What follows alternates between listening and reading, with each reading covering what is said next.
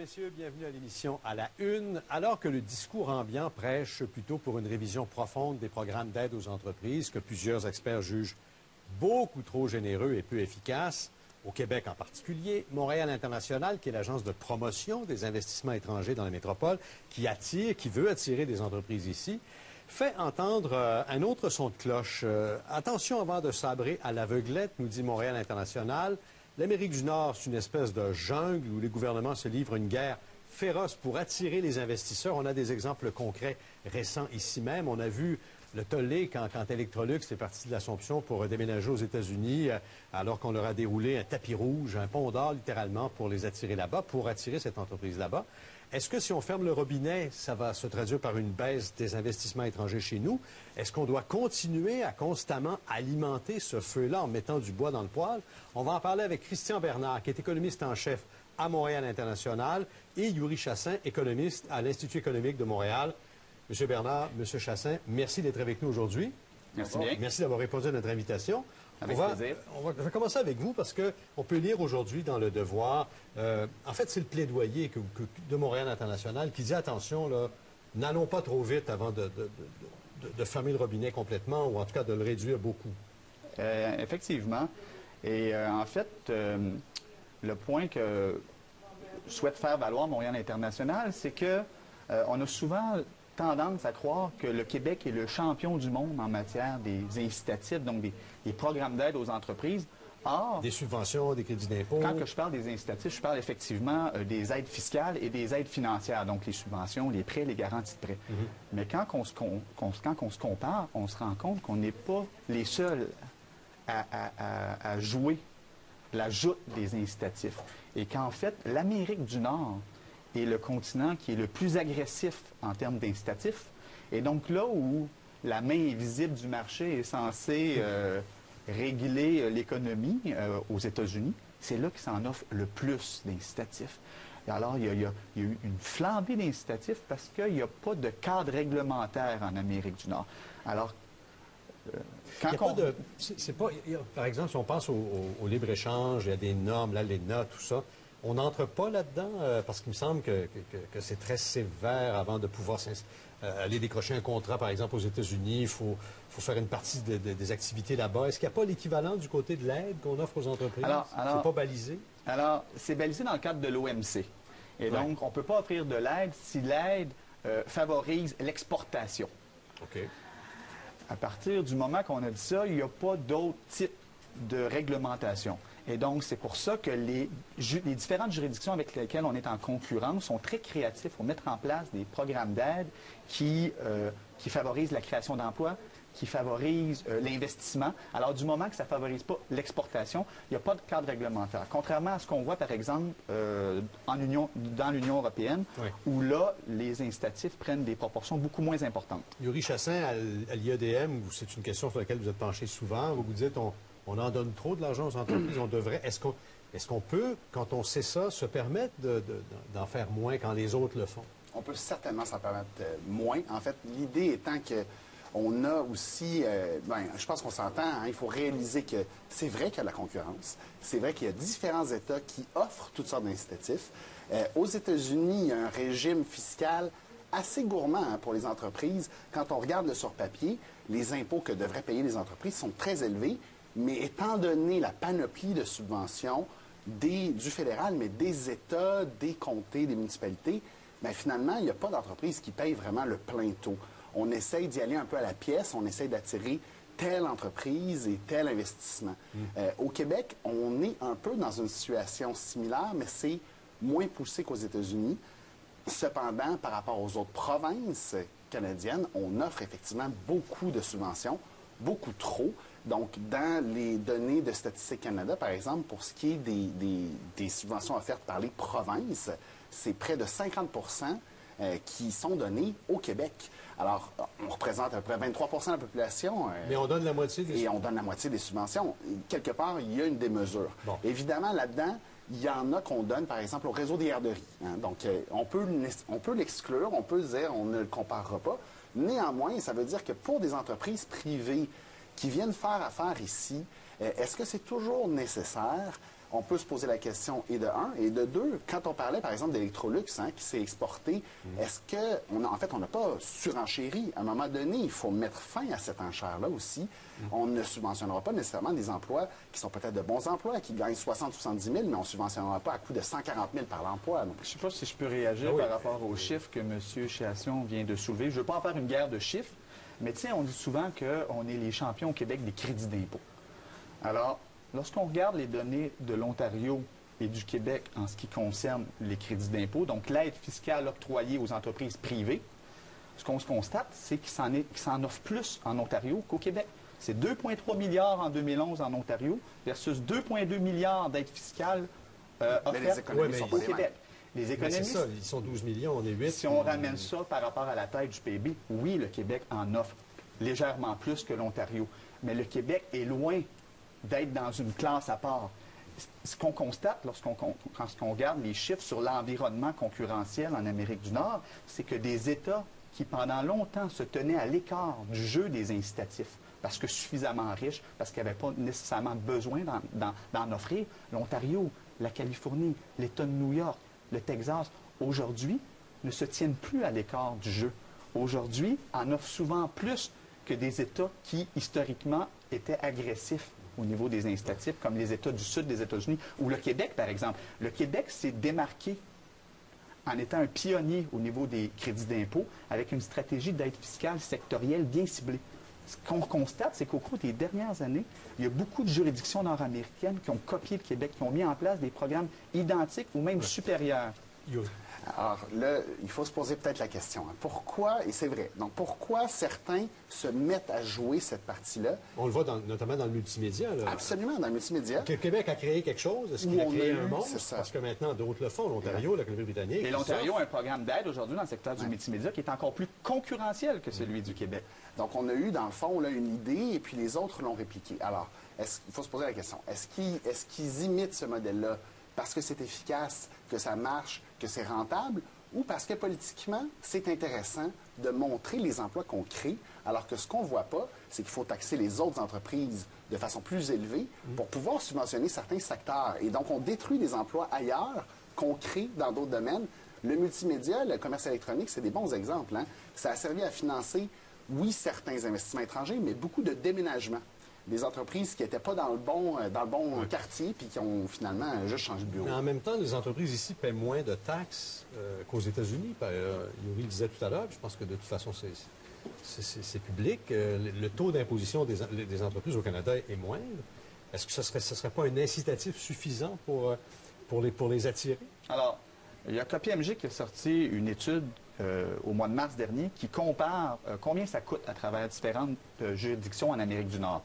Et donc, Montréal versus Chicago, Dallas, Toronto. Pour exploiter une entreprise. Pour exploiter une entreprise, tout à fait. Okay. Et ce qu'on constate, c'est qu'il y a surtout avec la parité des dollars américains et canadiens, là, c'est un peu moins le cas, mais quand même, il y a une quasi-parité. Ce qu'on constate, c'est qu'il y a une convergence des climats de coûts. Il y a une convergence des coûts. Ça coûte à peu près la même chose opérer une entreprise d'une ville à l'autre. Et c'est vraiment les crédits d'impôt qui permettent à Montréal de se démarquer sur le plan des coûts par rapport à d'autres juridictions dans certains secteurs cibles. Oui, mais en même temps,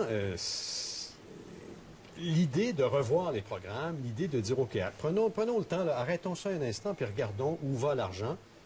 On ne peut pas être contre ça, parce que si on ne fait jamais l'exercice, on va finir par en gaspiller. C'est dans la nature de la bête. Là. Tout à fait. Nous, on accueille de façon très positive la volonté du gouvernement du Québec de procéder à une révision permanente des programmes, de faire une évaluation systématique des programmes d'aide aux entreprises. Il y en a une pléthore.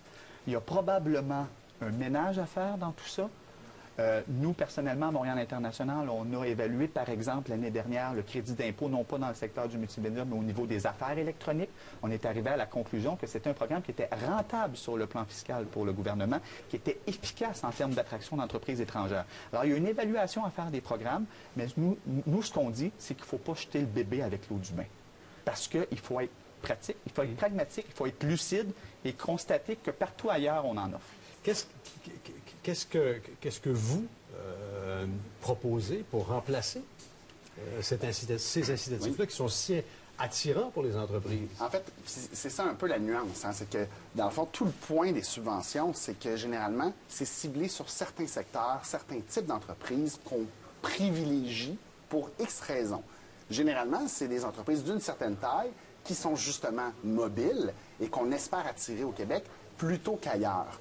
Les PME, par exemple, qui sont moins mobiles, les entrepreneurs québécois qui partent une entreprise au Québec, eux ont peu d'espoir, évidemment, de voir la couleur d'une subvention parce qu'ils sont moins mobiles. Donc, il n'y aura pas des organisations de partout qui vont s'arracher les 15, 20, 100 jobs. C'est pas exactement. Donc, on cherche des gros projets visibles, évidemment, parce que c'est peut-être plus joli aux nouvelles. Mais l'idée étant que, et c'est ça qui est dramatique, c'est que pour ça, il faut maintenir un taux d'imposition relativement élevé pour toutes les entreprises, tous les secteurs. Et après ça, on joue avec des subventions pour diminuer la pression fiscale sur certains secteurs qu'on juge, des fonctionnaires ou des politiciens, plus stratégiques. Autrement dit, pourquoi ne pas baisser les impôts de toutes les entreprises? Mais ils sont déjà plus bas ici? Bien, ils sont plus bas qu'aux États-Unis, comment dire, nominalement, là, sur papier. Évidemment, dans les faits, si on a un très, très haut taux d'impôt, mais qu'on a tellement de crédits et de subventions que finalement c'est rentable, on n'en paye pas vraiment. Donc, on est peut-être mieux d'avoir un taux clair, connu pour tout le monde, qui est raisonnable, qui est compétitif, plutôt que de jouer, parce que c'est ça aussi, hein, plutôt que de jouer dans la surenchère constante. On peut toujours être plus volontariste que le voisin.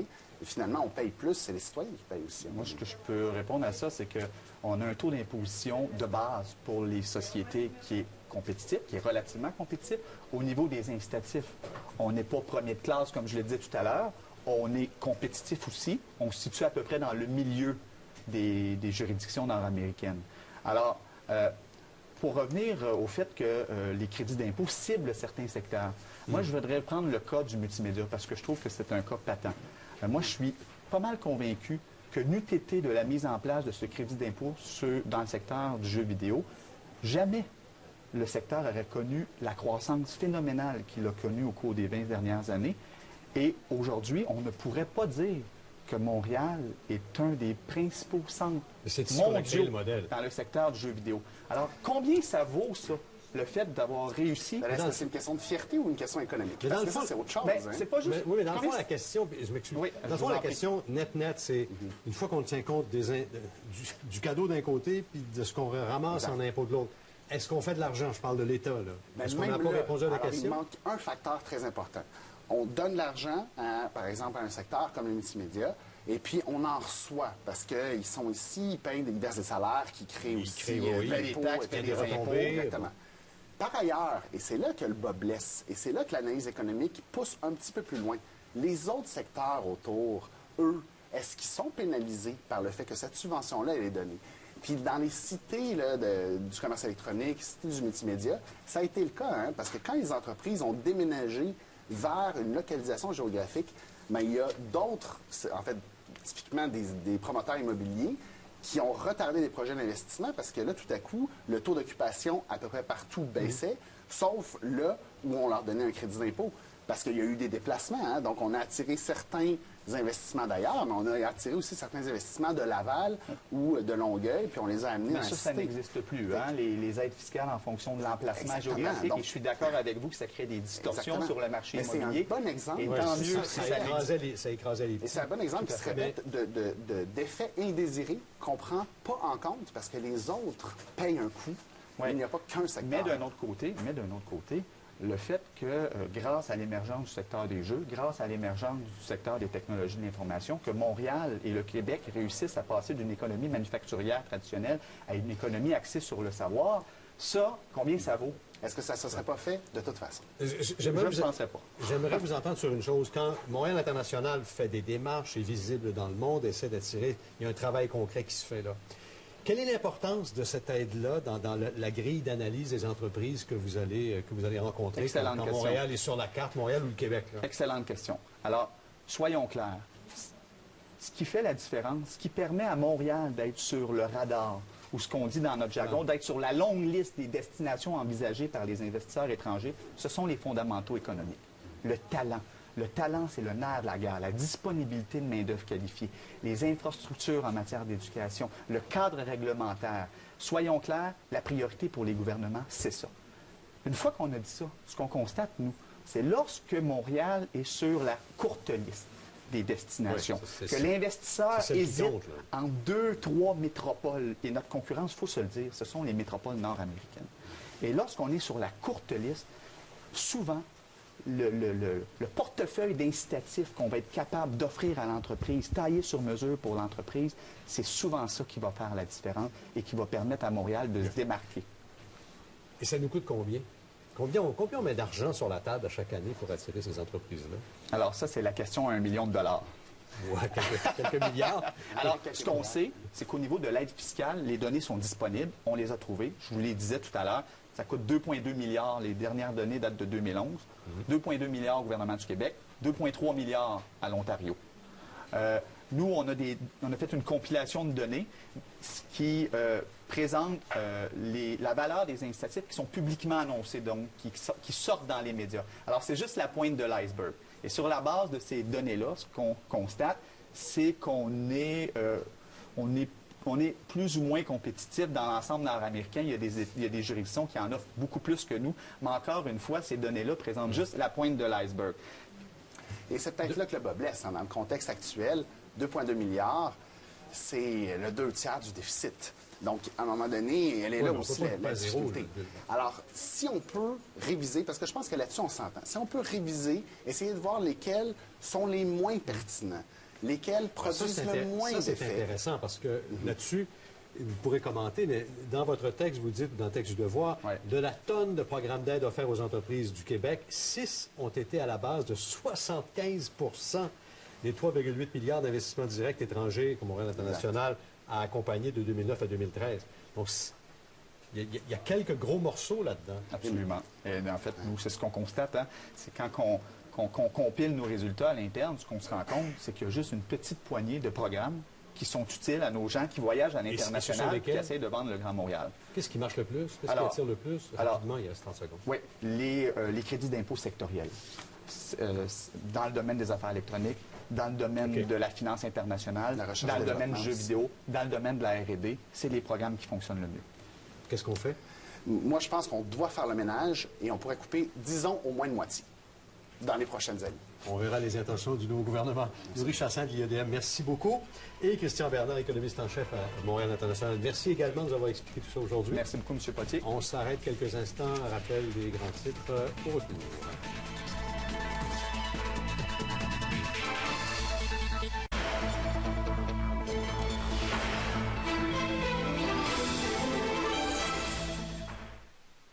Bonjour, mesdames, messieurs, bienvenue à l'émission À la Une. Alors que le discours ambiant prêche plutôt pour une révision profonde des programmes d'aide aux entreprises que plusieurs experts jugent beaucoup trop généreux et peu efficaces, au Québec en particulier, Montréal International, qui est l'agence de promotion des investissements étrangers dans la métropole, qui veut attirer des entreprises ici, fait entendre un autre son de cloche. Attention avant de sabrer à l'aveuglette, nous dit Montréal International.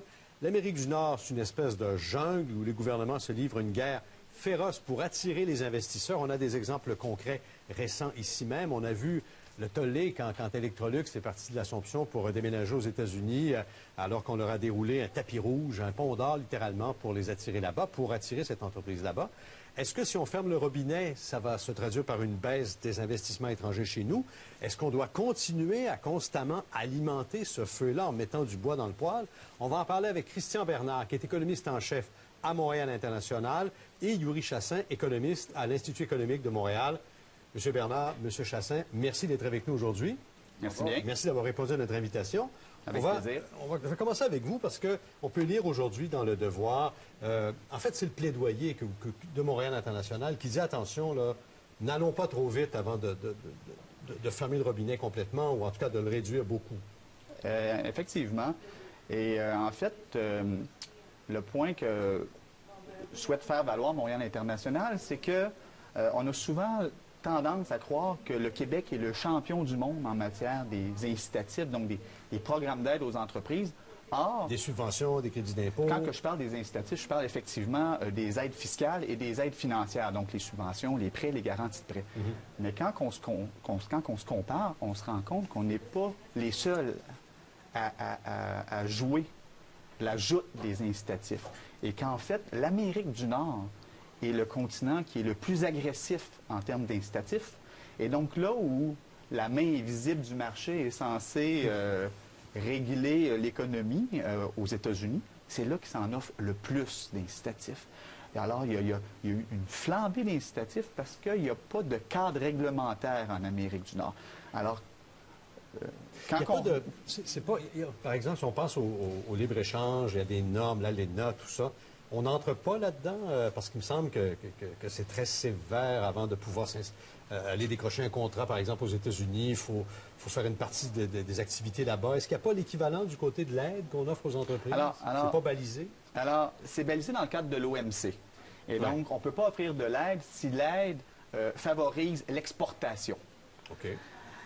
À partir du moment qu'on a dit ça, il n'y a pas d'autre type de réglementation. Et donc, c'est pour ça que les différentes juridictions avec lesquelles on est en concurrence sont très créatifs pour mettre en place des programmes d'aide qui favorisent la création d'emplois, qui favorisent l'investissement. Alors, du moment que ça ne favorise pas l'exportation, il n'y a pas de cadre réglementaire. Contrairement à ce qu'on voit, par exemple, dans l'Union européenne, où là, les incitatifs prennent des proportions beaucoup moins importantes. Yuri Chassin, à l'IEDM, c'est une question sur laquelle vous êtes penché souvent, vous dites on en donne trop de l'argent aux entreprises, on devrait. Est-ce qu'on peut, quand on sait ça, se permettre d'en faire moins quand les autres le font? On peut certainement s'en permettre moins. En fait, l'idée étant que on a aussi, je pense qu'on s'entend, hein, il faut réaliser que c'est vrai qu'il y a de la concurrence. C'est vrai qu'il y a différents États qui offrent toutes sortes d'incitatifs.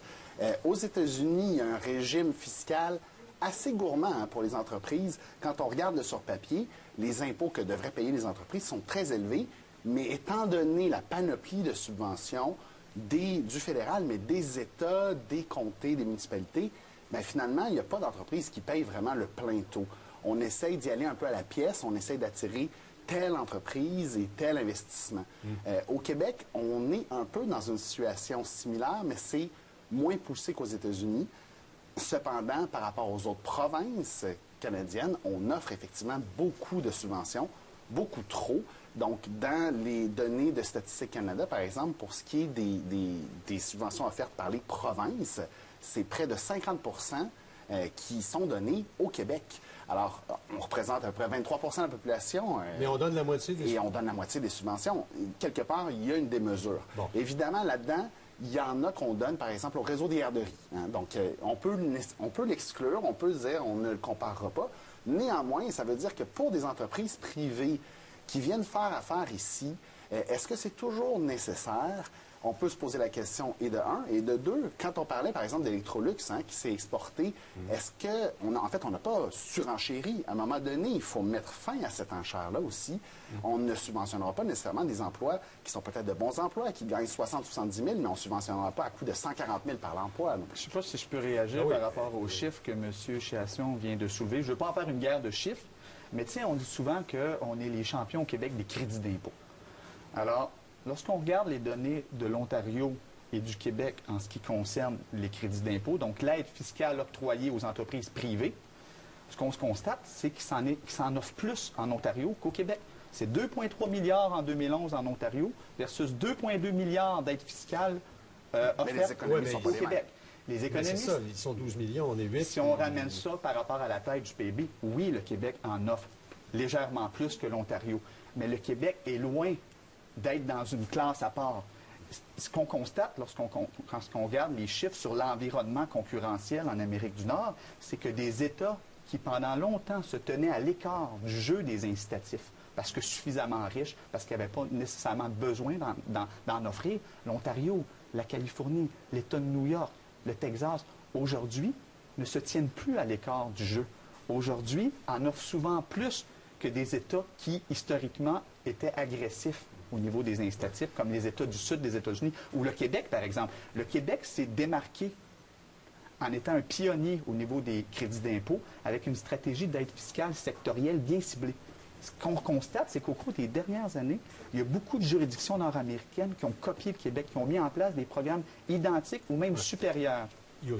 Alors là, il faut se poser peut-être la question. Pourquoi, et c'est vrai, donc pourquoi certains se mettent à jouer cette partie-là? On le voit notamment dans le multimédia. Là. Absolument, dans le multimédia. Que le Québec a créé quelque chose. Est-ce qu'il a créé un monde? C'est ça. Parce que maintenant, d'autres le font. L'Ontario, la Colombie-Britannique. Et l'Ontario a un programme d'aide aujourd'hui dans le secteur du multimédia qui est encore plus concurrentiel que celui du Québec.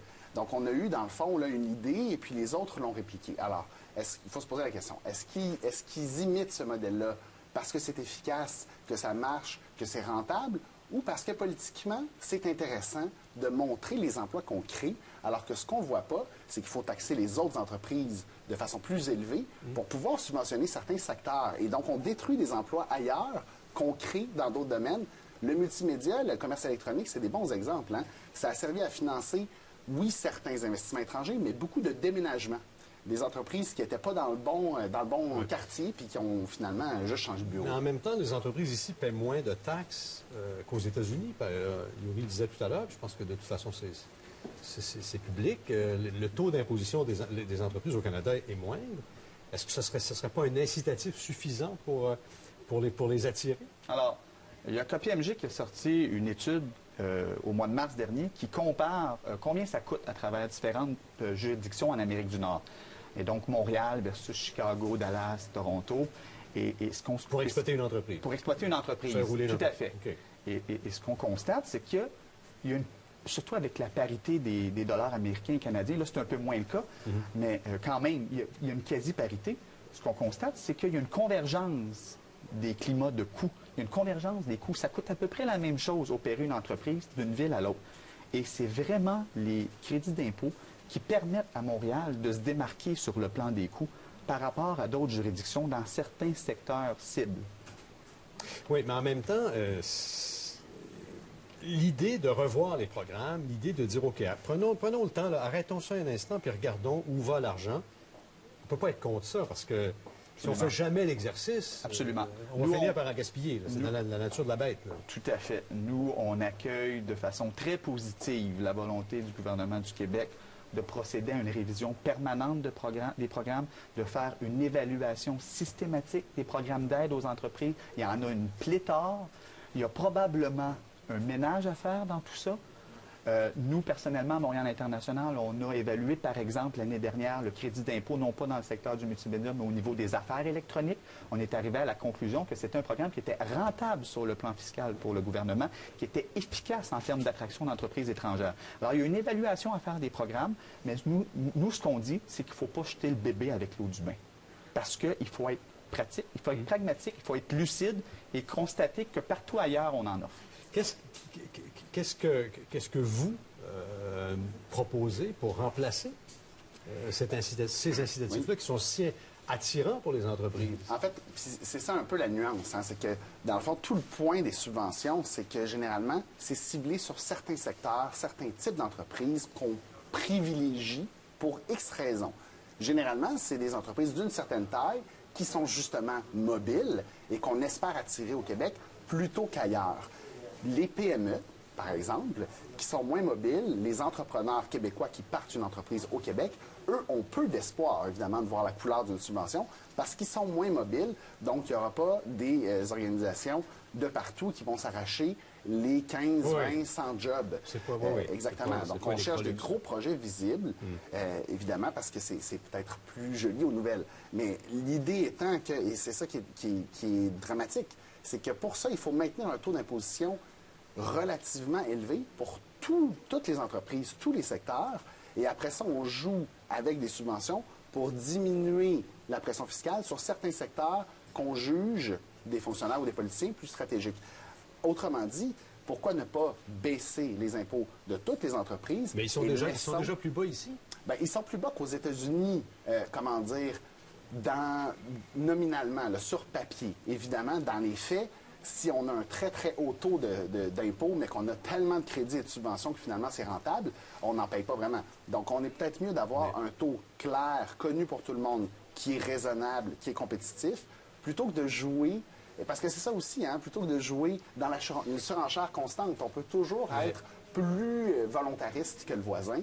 Et finalement, on paye plus, c'est les citoyens qui payent aussi. Moi, ce que je peux répondre à ça, c'est qu'on a un taux d'imposition de base pour les sociétés qui est compétitif, qui est relativement compétitif. Au niveau des incitatifs, on n'est pas premier de classe, comme je l'ai dit tout à l'heure. On est compétitif aussi. On se situe à peu près dans le milieu des juridictions nord-américaines. Alors, pour revenir au fait que les crédits d'impôt ciblent certains secteurs, moi, je voudrais prendre le cas du multimédia parce que je trouve que c'est un cas patent. Moi, je suis pas mal convaincu que n'eût été de la mise en place de ce crédit d'impôt dans le secteur du jeu vidéo, jamais le secteur aurait connu la croissance phénoménale qu'il a connue au cours des 20 dernières années. Et aujourd'hui, on ne pourrait pas dire que Montréal est un des principaux centres mondiaux dans le secteur du jeu vidéo. Alors, combien ça vaut, ça, le fait d'avoir réussi? Est-ce que c'est une question de fierté ou une question économique? Parce que ça, c'est autre chose. C'est pas juste... Oui, mais dans le fond, la question... Je m'excuse. Oui, dans le fond, la question net, c'est une fois qu'on tient compte du cadeau d'un côté puis de ce qu'on ramasse en impôt de l'autre, est-ce qu'on fait de l'argent? Je parle de l'État, là. Est-ce qu'on n'a pas répondu à la question? Il manque un facteur très important. On donne de l'argent, par exemple, à un secteur comme le multimédia, et puis on en reçoit parce qu'ils sont ici, ils versent des salaires qui créent aussi des taxes, des impôts. Exactement. Par ailleurs, et c'est là que le bas blesse, et c'est là que l'analyse économique pousse un petit peu plus loin, les autres secteurs autour, eux, est-ce qu'ils sont pénalisés par le fait que cette subvention-là, elle est donnée? Puis dans les cités là, du commerce électronique, cités du multimédia, ça a été le cas, hein, parce que quand les entreprises ont déménagé vers une localisation géographique, bien, il y a d'autres, en fait, typiquement des promoteurs immobiliers, qui ont retardé des projets d'investissement parce que là, tout à coup, le taux d'occupation à peu près partout baissait, sauf là où on leur donnait un crédit d'impôt. Parce qu'il y a eu des déplacements, hein, donc on a attiré certains investissements d'ailleurs, mais on a attiré aussi certains investissements de Laval ou de Longueuil, puis on les a amenés dans la cité. Ça n'existe plus, hein, les aides fiscales en fonction de l'emplacement géographique. Donc, et je suis d'accord avec vous que ça crée des distorsions sur le marché immobilier. C'est un bon exemple. Et tant mieux, ça écrasait les prix. Et c'est un bon exemple qui serait d'effets indésirés qu'on ne prend pas en compte parce que les autres payent un coût.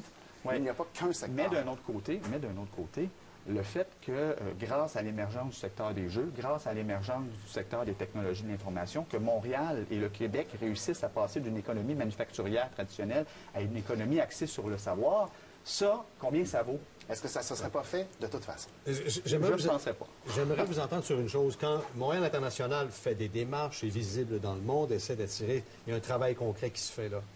Quelle est l'importance de cette aide-là dans la grille d'analyse des entreprises que vous allez rencontrer? Excellente question. Montréal est sur la carte, Montréal ou le Québec? Là? Excellente question. Alors, soyons clairs.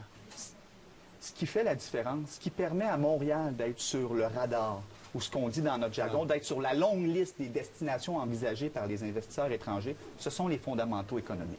Le talent. Le talent, c'est le nerf de la guerre, la disponibilité de main-d'œuvre qualifiée, les infrastructures en matière d'éducation, le cadre réglementaire. Soyons clairs, la priorité pour les gouvernements, c'est ça. Une fois qu'on a dit ça, ce qu'on constate, nous, c'est lorsque Montréal est sur la courte liste des destinations, que l'investisseur hésite en 2-3 métropoles. Et notre concurrence, il faut se le dire, ce sont les métropoles nord-américaines. Et lorsqu'on est sur la courte liste, souvent, le portefeuille d'incitatifs qu'on va être capable d'offrir à l'entreprise, taillé sur mesure pour l'entreprise, c'est souvent ça qui va faire la différence et qui va permettre à Montréal de se démarquer. Et ça nous coûte combien? Combien on met d'argent sur la table à chaque année pour attirer ces entreprises-là? Alors ça, c'est la question à $1 million. Ouais, quelques milliards. Alors, ce qu'on sait, c'est qu'au niveau de l'aide fiscale, les données sont disponibles. On les a trouvées. Je vous les disais tout à l'heure. Ça coûte 2,2 milliards. Les dernières données datent de 2011. 2,2 milliards au gouvernement du Québec. 2,3 milliards à l'Ontario. Nous, on a fait une compilation de données qui présente la valeur des incitatifs qui sont publiquement annoncés, donc qui sortent dans les médias. Alors, c'est juste la pointe de l'iceberg. Et sur la base de ces données-là, ce qu'on constate, c'est qu'on est plus ou moins compétitif dans l'ensemble nord-américain. Il y a des juridictions qui en offrent beaucoup plus que nous. Mais encore une fois, ces données-là présentent juste la pointe de l'iceberg. Et c'est peut-être là que le bas blesse. Hein, dans le contexte actuel, 2,2 milliards, c'est le 2/3 du déficit. Donc, à un moment donné, elle est là aussi, la difficulté. Alors, si on peut réviser, parce que je pense que là-dessus, on s'entend, si on peut réviser, essayer de voir lesquels sont les moins pertinents, lesquels produisent le moins Ça, c'est d'effets. intéressant parce que là-dessus, vous pourrez commenter, mais dans votre texte, vous dites, dans le texte du Devoir, Ouais. de la tonne de programmes d'aide offerts aux entreprises du Québec, 6 ont été à la base de 75 des 3,8 milliards d'investissements directs étrangers que Montréal International a accompagnés de 2009 à 2013.